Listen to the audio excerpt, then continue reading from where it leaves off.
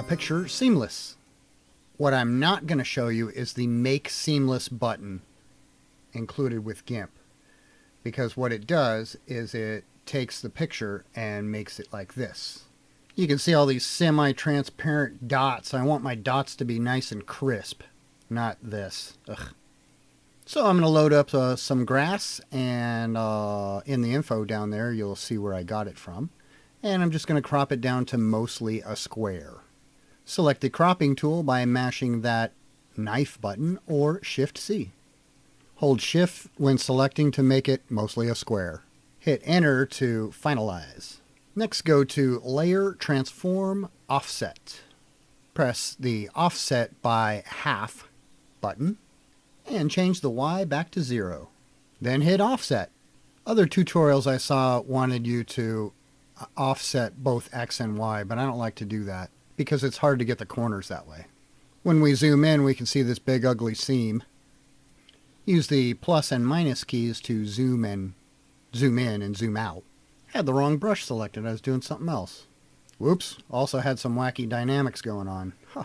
Anywho, we need the clone tool now. You can get that by hitting the C key or hitting that stamp button. And my size is way too big too. Cripe. Hold Control and then click to select where you want to clone from. And then just paint over that ugly seam. You can see I'm trying to do like a squiggly motion so that it doesn't look like my seam is man-made. It's grew in nature or something. Every once in a while you want to select a different section to get grass from. Go all the way to the edges on that seam. Then we're going to go right back to Layer, Transform, Offset. Hit that Offset by Half button again, and this time don't change it. And then just hit Offset.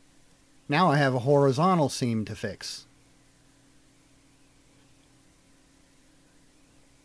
Now we want our brush to just barely touch the edges as we fix that seam.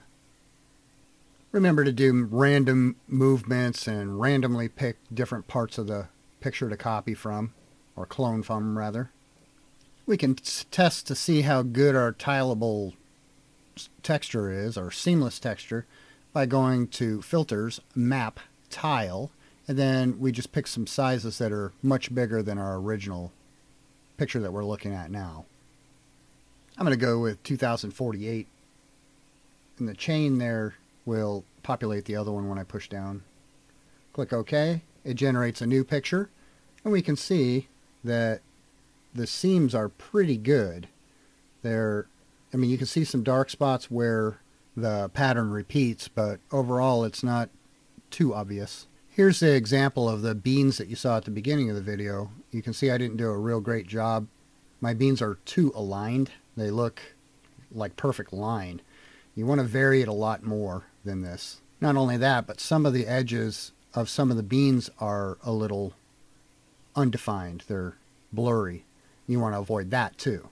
But you're the one that determines how much effort you want to put into making it quality. Thank you for watching. Like and subscribe. And buy my book.